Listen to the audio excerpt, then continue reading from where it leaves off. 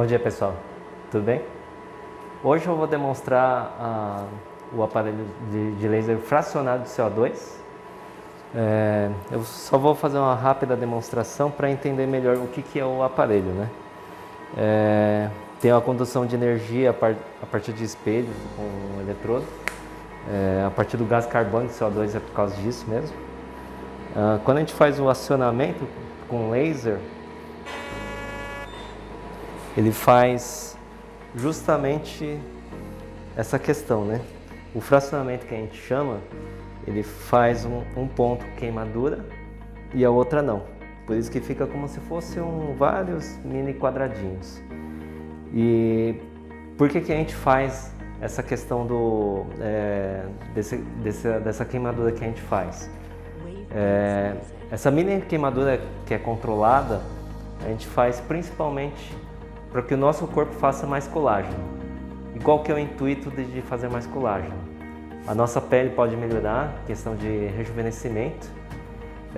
Vários poros que, se você achar que forem muito abertos, ele pode não exatamente fechar, mas ele vai diminuir principalmente o tamanho. Cicatrizes atróficas são cicatrizes de acne, que tem uma profundidade um pouco maior, ela tem essa questão da melhora. Cicatrizes cirúrgicas, muita gente não sabe, mas existe tratamento. Por exemplo, você fez uma cesárea, uma cirurgia de tireoide, aí você tem uma cicatriz recente. Se você fizer o laser fracionado em cima, ele pode ter uma aparência bem melhor ao longo do tempo. Ele também é utilizado para quê? Para a região de estrias, né? Estrias vermelhas, brancas. Tem um certo limite do tratamento, né? Mas normalmente tem sempre uma melhora significativa. E ele é muito parecido em relação ao microagulhamento. Microagulhamento é uma técnica que a gente chama, que é utilizada nesse aparelho aqui. O microagulhamento, ele tem um nome também é conhecido como Derma Roller. Derma Roller, na verdade, é uma marca. Existem diversas marcas sobre o aparelho. Ele também é chamado de PCA, que é uma indução percutânea de colágeno. A lógica do tratamento é parecido com o laser fracionado de CO2. Só que ao invés de ele formar uma mini queimadura com o laser, ele faz danos quando você faz a técnica do rolamento.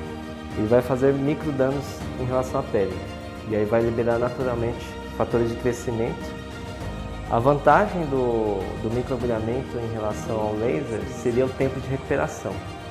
O tempo de recuperação do microagulhamento ele é muito mais rápido. Às vezes, questão de 2, 3 dias, você já tem uma pele bem mais, com uma recuperação muito mais rápida.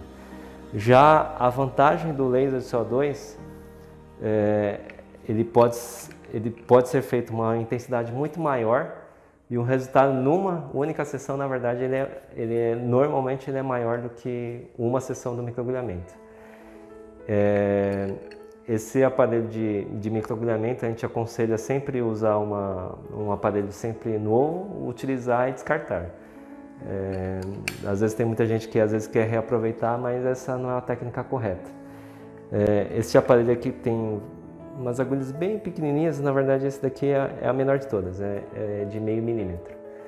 Quando a gente utiliza para cicatrizes de acne, rejuvenescimento, a gente normalmente faz de 1,5 mm, 2 mm ou até 2,5 mm.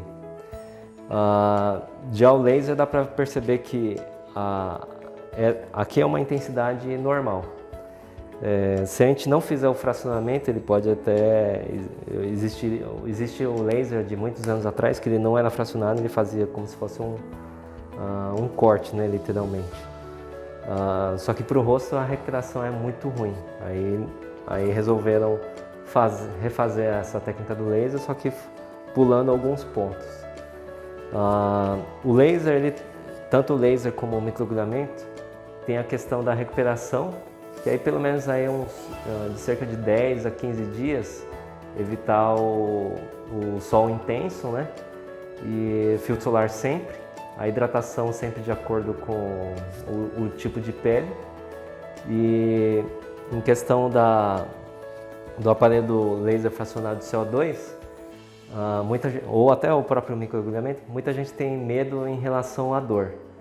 A gente tem algumas técnicas que utilizamos para amenizar o desconforto do paciente. O que primeiramente a gente faz? A gente faz um anestésico tópico, principalmente quando é no rosto, né?